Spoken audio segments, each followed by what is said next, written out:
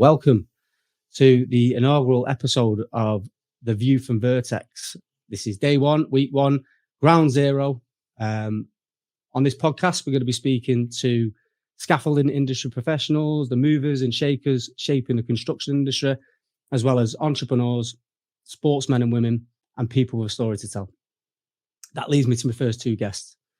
Whenever you start a new venture in life, you tend to start with the people you know the best, the people closest to you, your friends and your family. I'm lucky enough to be able to count Zach in both of those two camps.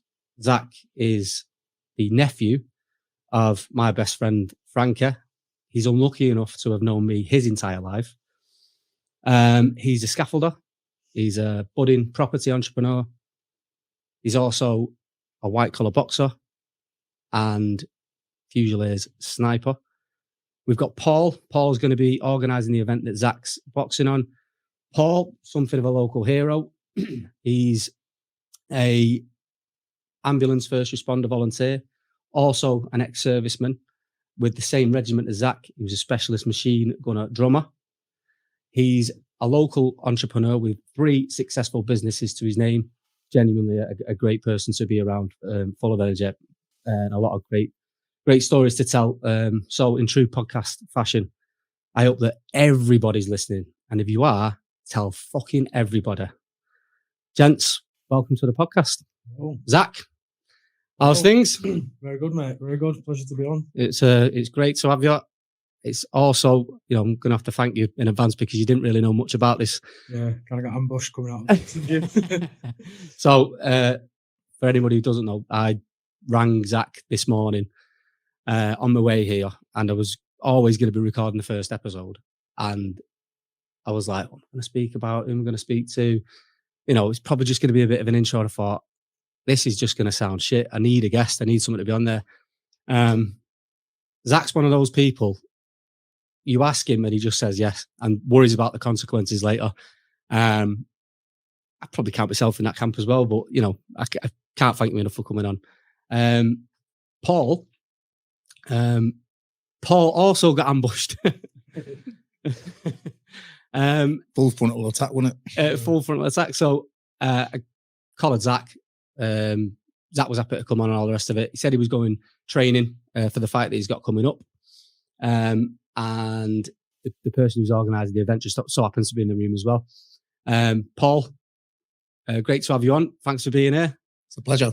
I think we'll probably start with the podcast. If you don't mind, I'll start with you, seeing as your military experience. From what we were speaking about this morning, apparently trumps Zach's because you're a specialist machine gunner drummer. What was it that led you to the military? My dad was an ex artillery guy. We was brought up on camp in the military, so I just thought I'd follow in his footsteps at the time. I was only 16, a boy soldier. So I decided to join up, and the Fusiliers was calling, and that's where I ended up. So was your dad in the same regiment as you? No, he was artillery. He was Royal Artillery. When you say on camp, yeah, I was a pad brat in Germany. So interesting. That's where he was based, and that's where most of the younger life was brought up in. Yeah. So I mean, to take it back to the scaffolding thing, I actually worked in Paderborn for about 6 months. I was over in Paderborn. Wasn't allowed in any of the local bars, pubs, nobody wanted us because they thought we were squaddies. Yeah. So they carried a bit of a reputation, but some great blokes over there that we ended up actually going on the drink with and that. Yeah. Many a good nights in Hamburg and all them places when I was in, because that's where I was based when I served as well in Germany in Celle, Hanover. Okay.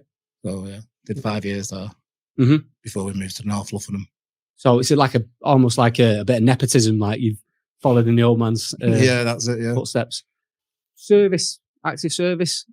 Yeah, did the 2 operational tours. We did the first war in Bosnia and the first war in Kosovo, Pristina, when it was just kicking off. We did 6 months active service there in both places. And how long in total in the Fusiliers? 8 years I'd served. 8 years? Yeah. So that's a a bit of a journey kind of from... Yeah, from joining at 16, from being, in a war zone at 18, on your 18th birthday, pissing down with rain, pulling cop cars over because they just shot someone. There's no law and order there or anything like that. So we was trying to bring, part of NATO, K4, Kosovo Force, and S4 was Bosnia. So yeah, it was eye opening. So, Zach, your story coming into the military. So, yeah, going into military, pretty much same as Paul. Dad was in the army. Just always had a natural interest in it, and then applied to go in just before my 18th. Got in a bit of trouble with the law.